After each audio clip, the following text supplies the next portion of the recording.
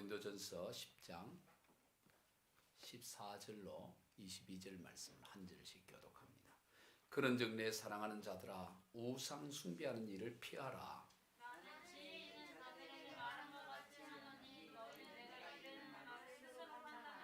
우리가 축복하는 바 축복의 자는 그리스도의 피에 참여함이 아니며 우리가 떼는 떡은 그리스도의 몸에 참여함이 아니냐.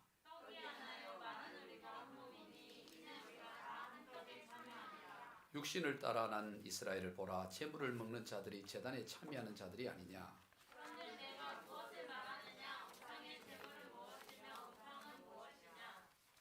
무릇 이방인이 제사하는 것은 귀신에게 하는 것이요 하나님께 제사하는 것이 아니니 나는 너희가 귀신과 교제하는 자가 되기를 원하지 아니하노라.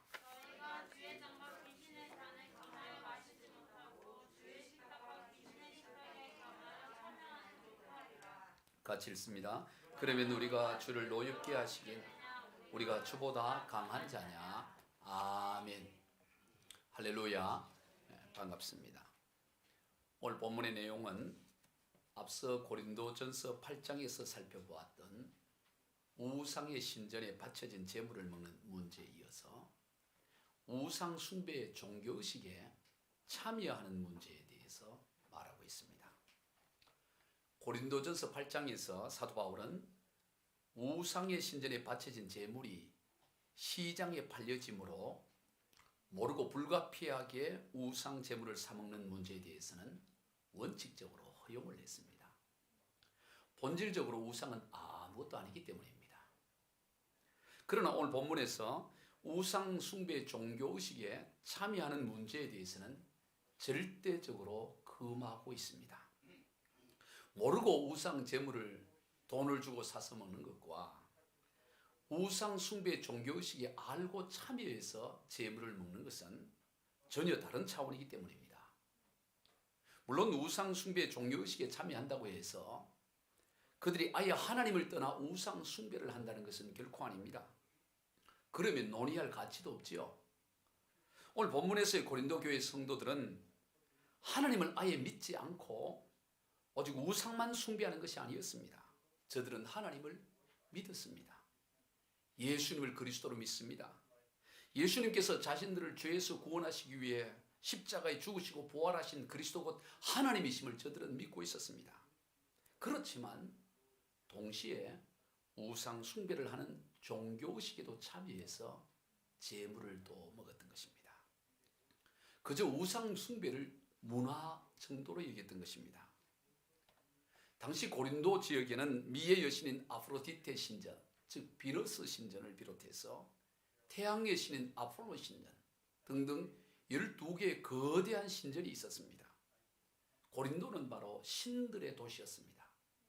헬라의 중심지 고린도는 온갖 신들이 가득한 신들의 도시였고, 그래서 우상 숭배가 그 지역의 문화로 자리 잡고 있었습니다. 그래서 고린도 교회 성도들은 자연스럽게 우상의 종교의식, 제사에 참여하여 음식을 나누어 먹었던 거죠. 그들의 논리는 우상은 아무것도 아니므로 우상의 종교의식에 참여하는 것 또한 문제될 것이 없다라고 얘기했던 것입니다. 이에 대해 사도 바울은 결코 그렇지 않으며 그것은 우상의 배후에 있는 귀신을 숭배하고 귀신과 교제를 하는 것이다, 그렇게 말하고 있습니다. 시중에 나와 있는 우상에게 바쳐진 제물을 모르고 불가피하게 먹는 것과 전혀 다른 차원이라는 거예요. 오늘 본문 19절로 20절입니다. 시작. 그런즉 내가 무엇을 말하느냐? 우상의 제물은 무엇이며 우상은 무엇이냐? 무릇 이방인이 제사하는 것은 귀신에게 하는 것이요 하나님께 제사하는 것이 아니니 나는 너희가 귀신과 교제하는 자가 되기를 원하지 아니하노라. 우상이 뭐냐? 우상의 제물이 뭐냐? 그것은 아무것도 아니다. 우상은 헛된 것이고 아무것도 아니다. 그러나 우상에게 제사하는 것은 우상의 배후에 있는 귀신에게 제사하는 것이고 이것은 또한 귀신과 교제를 하는 것이다 라고 말하는 것입니다. 그러므로 우상에 참여하여 제사를 참여하여 우상 제물을 먹는 것은 우상 숭배와 다를 바가 없다라고 그렇게 바울은 말하고 있습니다. 사도 바울은 이것을 설명하기 위해 예수 그리스도의 성찬에 대해서 말하고 있습니다. 그리고 구약 시대에 이스라엘 백성들이 성전에서 제사의식에 참여하는 것을 또 설명하죠. 본문 16절입니다. 시작. 우리가 축복하는 바 축복의 자는 그리스도의 피에 참여함이 아니며 우리가 떼는 떡은 그리스도의 몸에 참여함이 아니냐. 우리가 다음 주에 성찬식을 행할 겁니다. 성찬식을 행할 때 우리는 포도주와 떡을 뗍니다. 바로 그 포도주는 예수 그리스도께서 우리를 위해 십자가에 피 흘리신 그 피를 상징하는 것이고, 떡은 바로 예수님의 살을 상징하는 것입니다. 그래서 성찬식을 행하면서 포도주와 떡을 떼어서 먹는 것은 예수님의 피와 예수님의 살을 먹는 것이고, 그것은 곧 예수님과 한 몸이 되고 하나가 되며 교제한다는 것을 의미하는 것입니다. 그런 것처럼 우상 제사에 참여해서 음식을 먹는 것은 우상 제사 그 배후에는 악한 영 귀신과 교제를 하는 것이다라고 바울은 설명하는 거예요. 그리고 또 오늘 본문 18절입니다. 시작. 육신을 따라 난 이스라엘을 보라. 제물을 먹는 자들이 제단에 참여하는 자들이 아니냐. 이것은 구약시대에 있었던 것을 예로 드는 것입니다. 구약시대에 성전에서 제사를 드리고 나면 제사를 집례하는 제사장과 또 돕는 레위인들이 그 제물의 일부를 먹었습니다. 그리고 바로 그 제사에 참여하는 그 일반인들이 또한 그 제물을 먹는 것이죠. 그것은 제물을 받는 하나님이 거기에 함께 참여한다는 것을 상징하는 것이었던 것입니다. 따라서 이방 신전의 제사에 참여하고 우상 제물을 먹는 것은 우상의 배후에 있는 귀신들과 함께 교제를 하고 나눔을 가진다는 뜻이 됩니다. 그러므로 그리스도인들은 결코 그래서는 안 된다라고 오늘 본문에서 바울은 강하게 말하고 있는 것입니다. 즉 하나님과 교제를 하고 또 귀신과도 교제하는 일이 있을 수 없다는 거예요. 본문 21절입니다. 시작. 너희가 주의 잔과 귀신의 잔을 겸하여 마시지 못하고 주의 식탁과 귀신의 식탁에 겸하여 참여하지 못하리라. 주의 잔과 귀신의 잔, 주님의 식탁과 귀신의 식탁에 함께 참여할 수가 없다는 것입니다. 그런데도 불구하고 고린도 교회 성도들이 그렇게 참여했던 것은 바로 우상 숭배가 그들의 문화로 자리를 잡고 있었기 때문에 별로 대수롭지 않게 여겼기 때문에 그런 것입니다. 21세기를 살아가는 오늘날 우리 그리스도인의 입장에서 보면 어떻게 그럴 수 있을까 싶습니다. 당시 헬라 그 고린도 지역에 있는 신전들의 우상은 너무나 조잡합니다. 즉 그리스 로마 신화에 나오는 신들은 거의 사람 수준이에요. 능력은 좀 셉니다. 막 천둥을 치기도 하고 벼락을 때리기도 하고 막 그런데 능력은 센데 성품이나 그 수준은 사람보다도 못하기도 해요. 신들끼리 서로 배신을 하고 속이고 거짓말하고 그리고 질투하고 죽이고 그 사람 세계에서 일어나는 거의 비슷하게 다 하고 있는 것을 보는 것입니다. 그런데 그런 신들을 위해서 오늘 이 시대가 봤을 때 거의 불가사의하더라 싶을 정도로 거대한 신전을 짓고 숭배를 했던 거예요. 왜 그렇습니까? 그것이 아예 문화로 자리를 잡고 있었기 때문이죠. 오늘 이 시대의 관점으로 보면 도무지 이해가 되지 않습니다. 뭐 그런 거를 믿고 그런 것을 숭배하기 위해서 그렇게 거대한 요즘처럼 기중기가 있거나 크레인이 있는 시대도 아닌데 그 거대한 돌을 깎아서 신전을 만들고 숭배를 하는 그런 일을 어떻게 할 수 있을까? 우리가 오늘 이 시대로 보면 참으로 어리석어 보이고 그러겠지만 그 시대로 봤을 때는 그것이 문화로 자리를 잡고 있었기 때문에 당연하게 그러했던 것을 보게 되는 것입니다. 여러분 이것이 문제예요. 오늘 이 시대도 마찬가지입니다. 과거 2000년 전의 관점에서 볼 때 오늘 이 시대를 자리 잡고 있는 문화가 참으로 한심해 보일 수 있습니다. 또 설령 동시대를 살아간다 할지라도 지역에 따라 어느 곳에는 당연하게 여기는 곳이 다른 곳에서는 특별하게 여겨지기도 하죠. 요즘 우리 국민들이 크게 관심을 가지고 있는 것 중에 하나가 어떻게 하면 살을 뺄까 하는 것입니다. 아마 우리 교인들 중에서도 이것 때문에 고민인 분들이 많이 있을 겁니다. 그래서 살을 빼는 데 도움이 된다는 것은 온갖 정보들 그리고 심지어 한약을 먹고 아니 한약을 먹으면 살을 찌려고 한약 먹지 살을 빼는 한약이 또 그것도 비싸요. 우리 집안에도 그런 게 있습니다. 그러나 시대를 조금만 거슬러 올라가 보면 얼마나 살을 찌우려고 애를 썼습니까? 살을 찐 사람을 다 부러워했습니다. 그래서 배가 나오면 뭐 같다 그래요? 사장님 같다 그랬어요. 그 말 배후에는 쥐거는 배가 나올 정도로 먹을 수 없다는 것이 깔려있는 것입니다. 저거 배가 나오려면 사장님 정도 돼야 많이 먹어서 배가 나오는 거지. 그래서 배가 나오는 사람을 부러워하고, 그래서 부자 왕서방은 언제나 배가 나와 있어요. 그러나 지금은 전혀 그렇지 않은 것입니다. 여러분, 신앙생활을 함에 있어서도 마찬가지예요. 예전에는 심각하게 여기던 것들이 시대에 따라 문화로 자리를 잡고 있어서 대수롭지 않게 여겨지는 것들이 있습니다. 이미 우리에게 문화로 자리를 잡고 있어서 별 대수롭지 않게 여기고 있는 것이 하나님께는 심각한 죄로 여겨지는 것이 있어요. 여러분, 이런 것들이 어떤 것이 있을까요? 이 시대에 그러한 것들. 오늘 우리는 그걸 그렇게 대수롭게 여기지 않는데 하나님이 보시기에는 그것을 우상 숭배라고 할 만큼 심각하게 보고 있는 거예요. 오늘 우리에게는 이미 문화로 자리 잡고 있어서 당연하다고 여기고 있는데 하나님은 그렇지 않다라고 여기고 있는 것이 무엇이 있을까요? 그것은 바로 오늘 본문에서 사도 바울은 탐심이라고 말하고 있습니다. 여러 가지가 있겠지만 바울은 그것을 탐심을 우상 숭배로 말하고 있어요. 에베소 5장 5절과 골로새서 3장 5절입니다. 시작. 너희도 정녕 이것을 알거니와 음행하는 자나 더러운 자나 탐하는 자 곧 우상 숭배자는 다 그리스도와 하나님 나라에서 기업을 얻지 못하리니 그러므로 땅에 있는 지체를 죽이라. 곧 음란과 부정과 사욕과 악한 정욕과 탐심이니 탐심은 우상 숭배니라. 탐심이 우상 숭배라는 거예요. 오늘 우리는 좀 더 나은 핸드백, 좀 더 나은 옷, 좀 더 나은 것 더 가지고 있어도 더 가지고 그것도 서로 부러워하고 그러는데 그것이 우리의 어떤 문화로까지 자리 잡고 있었는데 하나님은 그것을 탐심은 우상 숭배다 그렇게 말씀하고 있는 것입니다. 여러분, 왜 탐심이 우상 숭배일까요? 탐심을 뜻하는 헬라 폴레오넥시아라는 이 뜻은 비교급으로 더 많은 또 더 큰이라는 이런 의미가 있어요. 뭐 헬라를 적어놔서 그냥 보면 됩니다. 그냥 폴레오넥시아 이래서 이게 탐심이라는 얘기인데 이게 플레이온이라는 이 더 많은 더 큰이라는 단어와 에코라는 소유하다 이 두 단어가 합쳐가지고 탐심이라는 단어가 나와요. 즉 더 많은 것, 지금 가지고 있는 것, 아무리 지금 많이 가지고 있어도 거기에서 더 많은 것, 더 큰 것을 소유하는 것을 탐심이다라고 말하는 거예요. 즉 이미 자신이 가지고 있는 것이 어떤든 상관없이 더 많은 것을 가지고자 하는 욕구, 끊임없는 욕구, 이게 탐심이에요. 그래서 탐심을 가지게 되면 아무리 많이 가져도 거기서 더 많은 걸 가져야 되니까 끝이 없는 것입니다.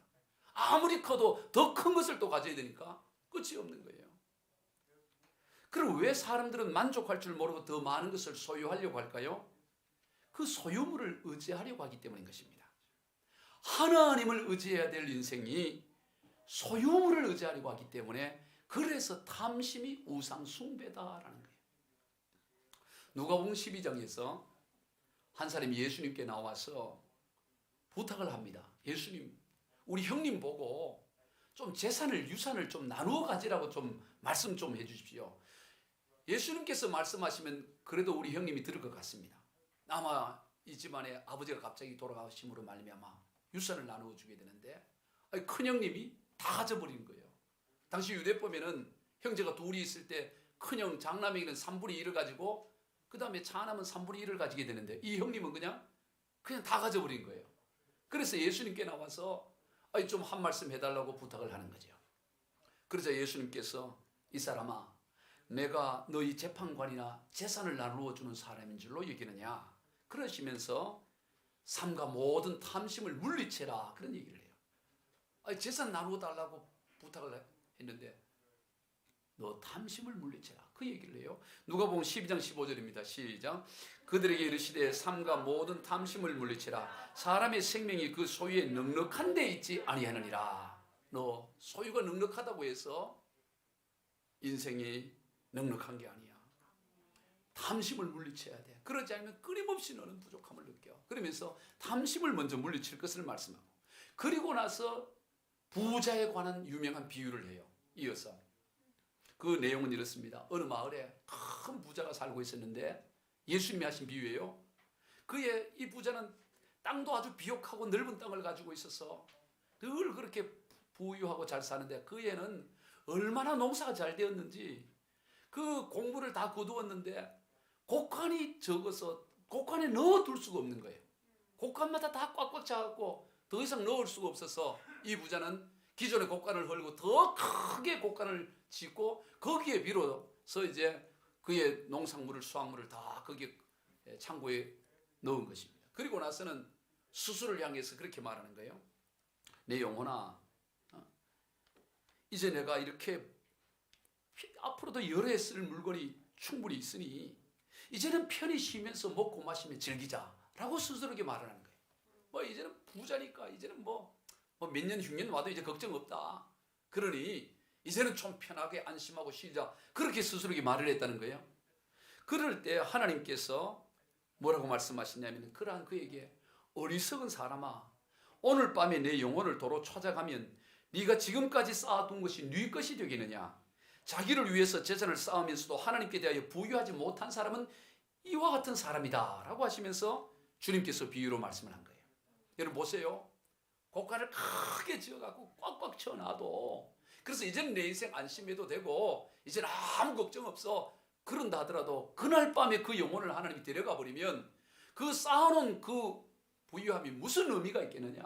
너는 그런 것이 네 인생을 지키고 보호한다고 믿지만 너 인생은 그런 재물이 너를 지켜주는 것이 아니고 너의 인생은 하나님 손에 달려있다. 그걸 말하는 거예요. 그러면서 그 유명한 말씀을 해요. 누가복음 12장 29절로 30절입니다. 시작.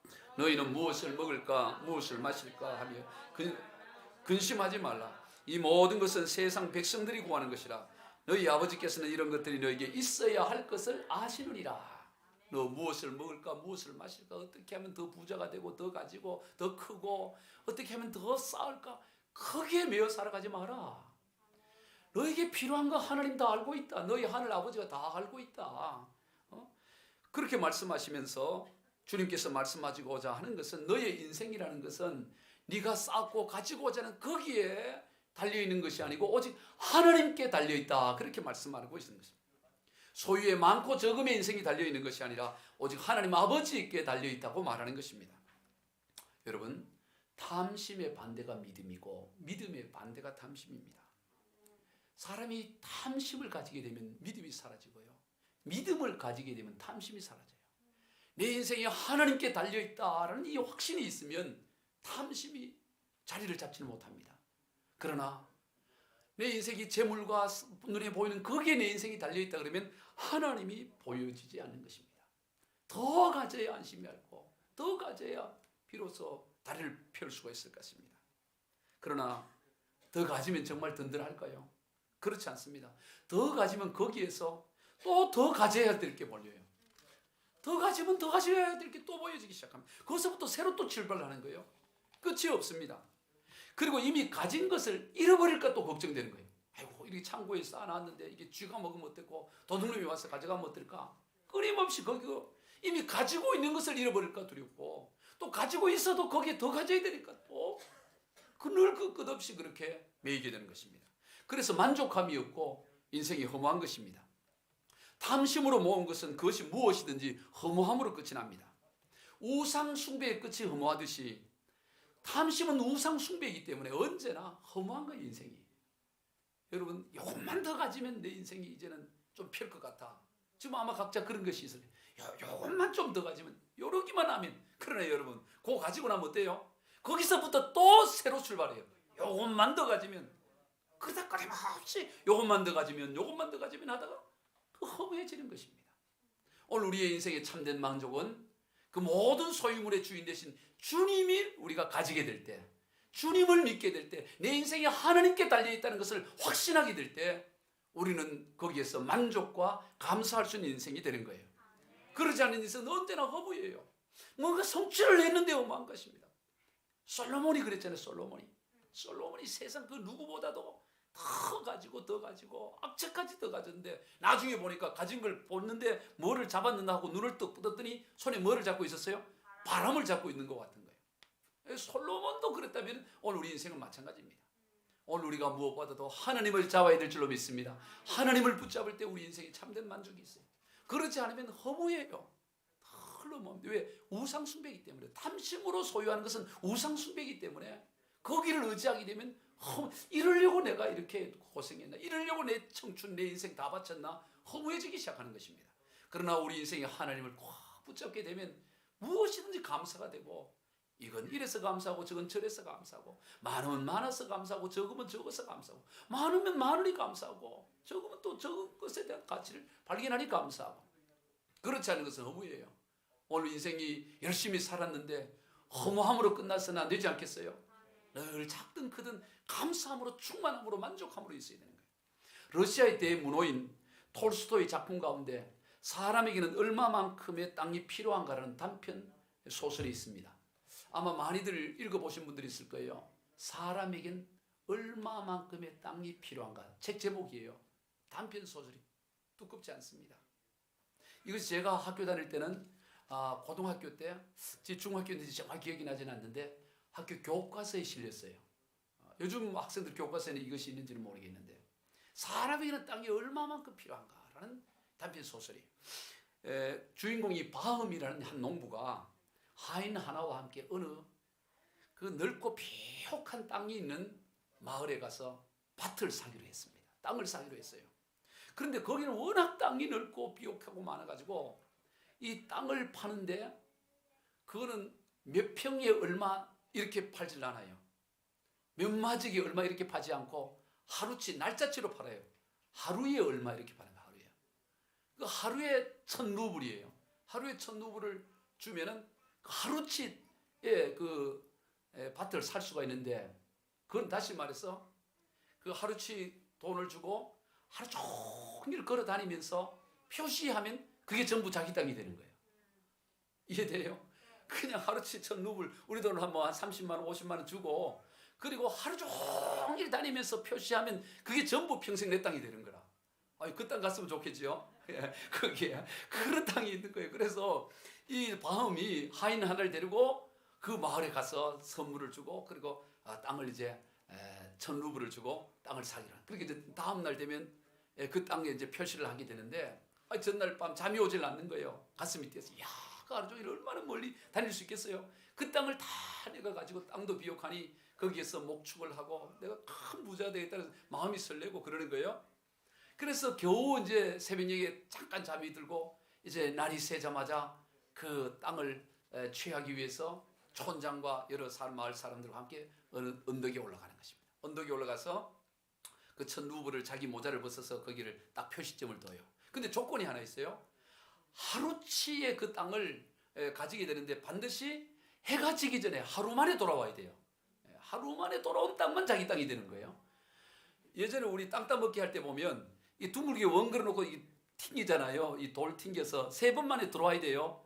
3번 만에 못 들어오면 이건 자기 땅이 안 되는 것처럼, 아마 그 톨스토이가 거기서 아이디어를 얻는지 모르겠어요. 그래서 이게 지금 하루 만에 돌아오지 못하면 그 땅은 못 되는 거예요. 그래서 이 바흠이 바로 괭이를 하나 들고 자기 돈을 자기 모자에 딱 내려놓고 그 지켜보는 자 앞에서 혼자 그 길을 나서는 거예요. 가다가 땅을 파서 표시를 하는 거예요. 구덩이를 파고.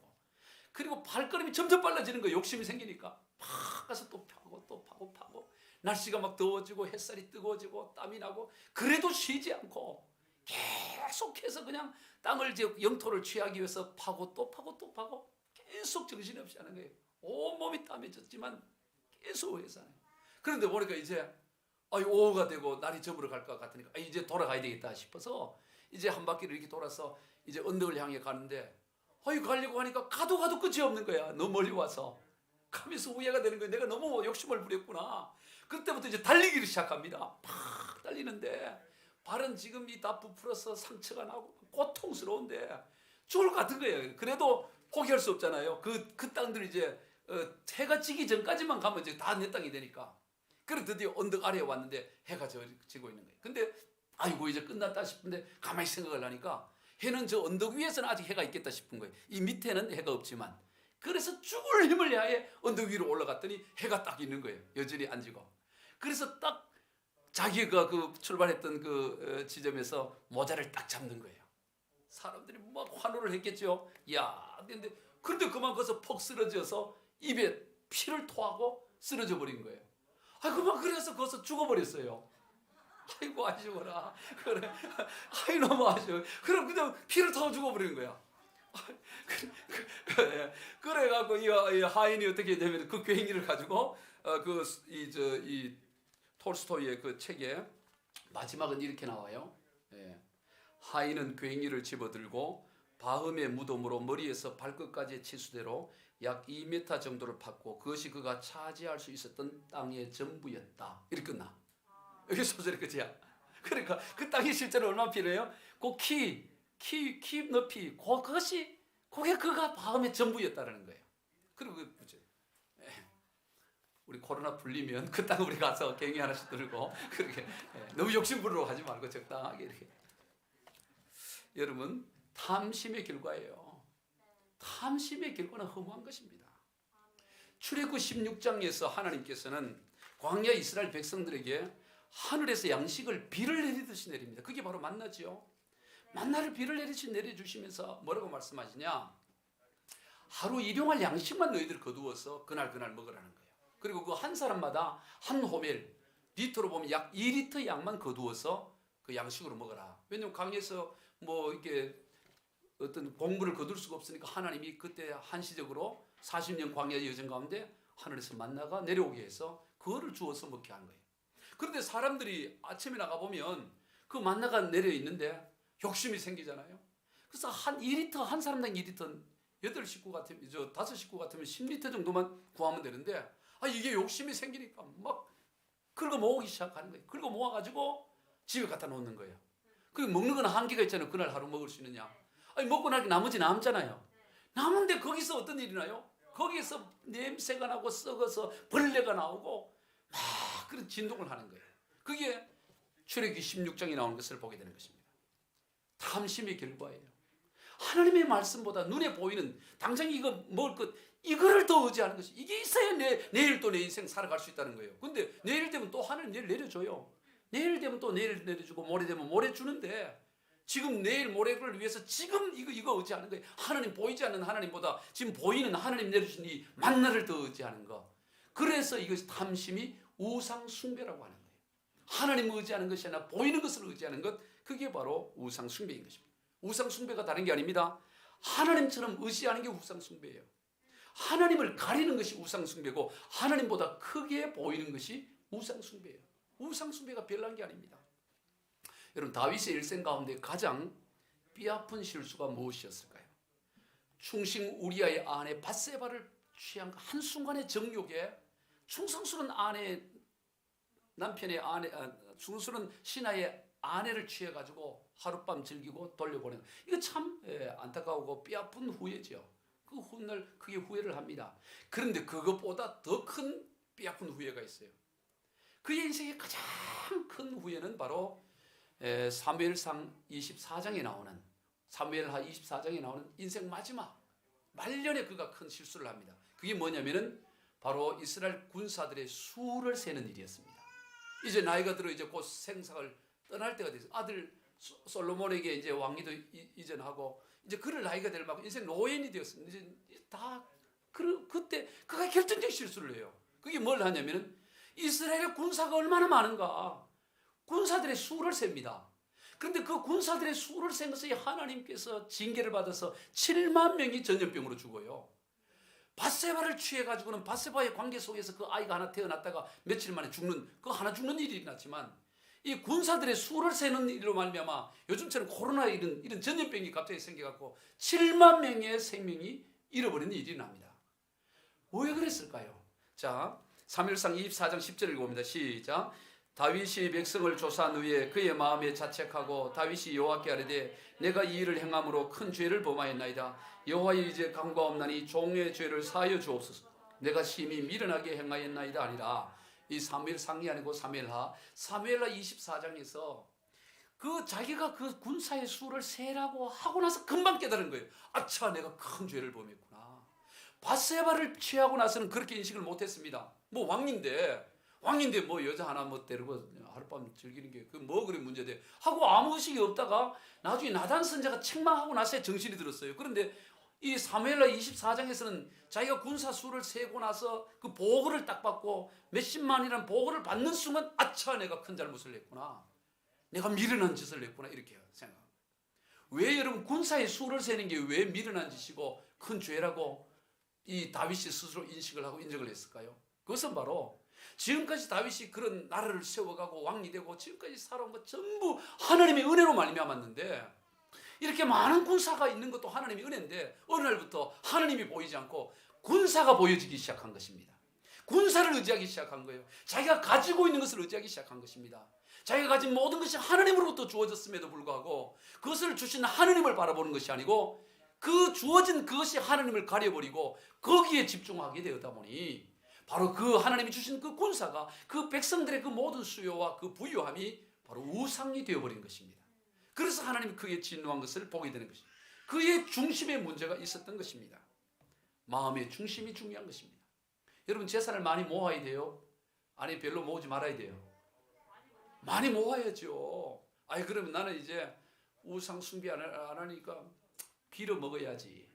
그런 사람은 빌어 먹을 놈이라 그래. 그러면 안 돼.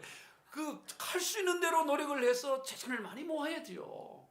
공부를 많이 해야 돼요? 대충 해야 돼요? 할 수 있으면 해야죠. 할 수 있으면 하고, 또 뭐 자식들도 할 수 있으면 잘 키우고, 그래 해야 됩니다. 그러지 말라는 게 아니에요.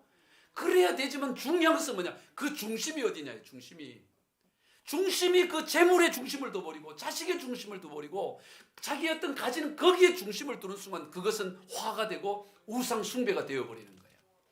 오늘 우리의 중심이 어디에 두느냐는 거예요. 군사들을 많이 가져야 되죠. 그러나 중심을 군사들에 둬버리면 진노가 되어버린다 이 말이죠. 그것을 하나님 주신 선물로 기억하고 하나님께 초점을 두어야 된다는 것입니다. 여러분, 인간들이 쌓은 최초의 탑이 바로 바벨탑입니다. 그 일로 인해서 온 인류가 언어가 혼잡해져 버렸잖아요.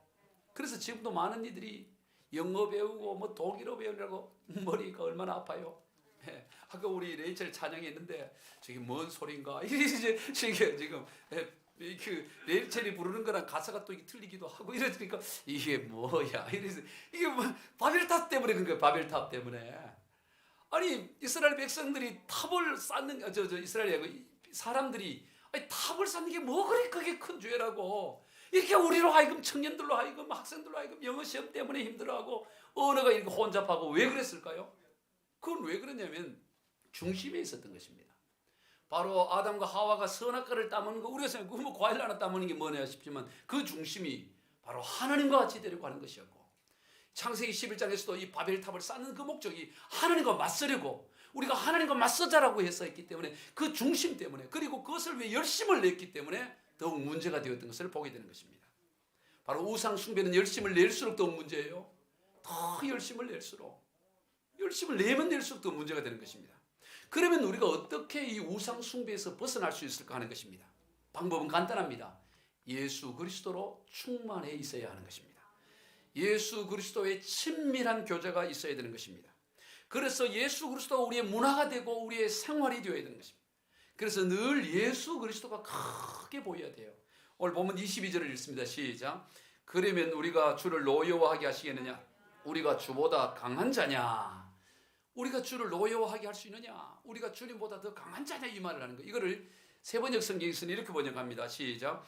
우리가 주님을 질투하시게 하려는 것입니까? 우리가 주님보다 더 힘이 세다는 말입니까? 오늘 그러면서 본문이 마저 정리를 해요. 여러분, 이 말을 깊이 들어가 보면 우상 숭배를 한다는 것은 주님보다 그것이 더 세다는 걸 말한다는 거예요. 오늘 우리가 이 탐심을 부리고 소유물을 가지고 거기에 더 마음을 둔다는 것은 주님보다 그것이 더 크다는 걸 의미하는 것입니다. 오늘 우리의 신앙생활은 뭐냐? 모든 것은 주님 앞에서 작은 것이라는 걸 깨달는 거예요. 이게 신앙생활이에요. 여러분, 어떤 큰 문제도 주님 앞에 내놓으면 지극히 작게 보여지는 것, 그게 신앙생활의 요체고 본질인 것입니다. 내가 아무리 이런저런 걸 가지고 있어도 주님 앞에 있으면 나는 아무것도 아닙니다. 오직 주님 외에는 아무것도 아닙니다. 그래서 주님만이, 하나님만이 크게 보이도록 하는 것, 이것만이 우리가 우상 숭배에서 벗어날 수 있어요. 사랑하는 성도 여러분은 신앙생활을 함에 있어서 예수님이 크게 보이십니까? 세상의 성공과 영화보다 주님이 크게 보이냐 하는 거예요. 피 끓던 청년이었던 요셉이 노예하다가 그래서 죽을래? 너 내 말만 듣기만 하면 너 팔자 펴게 해줄게. 얼마나 세상적으로 볼 때 좋은 기회예요. 그런데도 불구하고 요셉은 그 유혹이 넘어가지 않았어요. 어떻게 그럴 수 있었을까요? 요셉에는 하나님이 크게 보였던 거예요. 하나님이 보였던 것입니다. 그래서 유혹을 하는 보디발의 아내에게 이런 말을 합니다. 창세기 39장 9절 시작. 내가 어찌 큰 악을 행하여 하나님께 죄를 지으리까.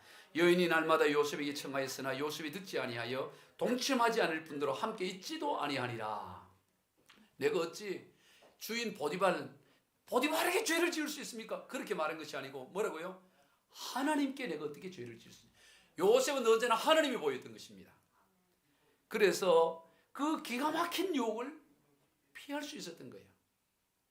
보디발은 늘 국무 장관이었고 군대 장관이었기 때문에 바빴습니다. 큰 나라의 군대 장관이니까 늘 일정 스케줄이 정신없어요. 집에 들어오지 못하고 외박하고 이렇게 다른 나라로 이렇게 일하러 가는 날들이 많기 때문에 얼마든지 보디발의 눈은 속일 수가 있었을 겁니다.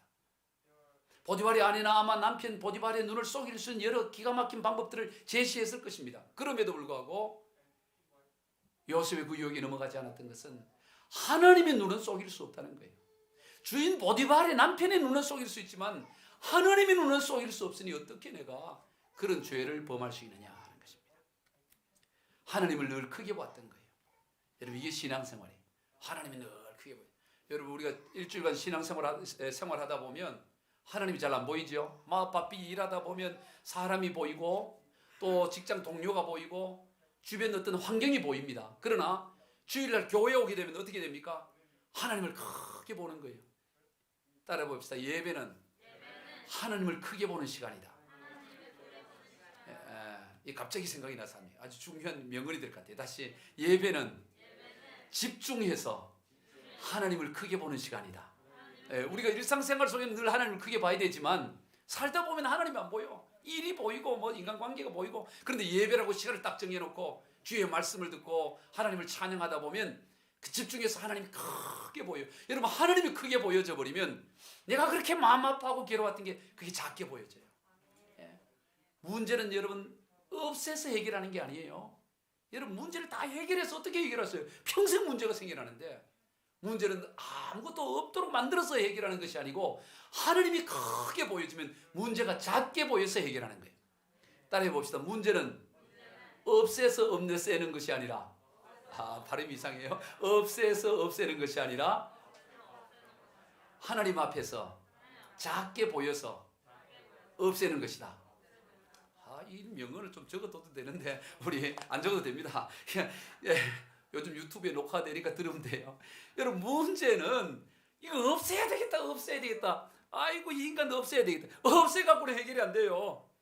없애갖고 절대 하나님이 크게 보이면 그 인간이든 그 문제든 어떻게 보여진다? 작게 보여. 작게 함으로 없어지는 거예요. 작게 함으로 해결하는 거예요. 없애서 해결하는 것이 아니라 작게 함으로 해결하는 거예요. 명언이 계속 나오지만 정리해야 되겠어요. 말씀을 정리합니다. 그리스도는 무엇보다도 우상 숭배를 멀리 해야 됩니다. 아멘. 하나님께서는 이 10계명을 주면서 첫 번째와 두 번째 계명을 오직 하나님만 경배하고 우상을 멀리하라. 이게 첫 번째, 두 번째 가장 중요한 계명입니다. 여러분 우상이 다른 것이 아닙니다.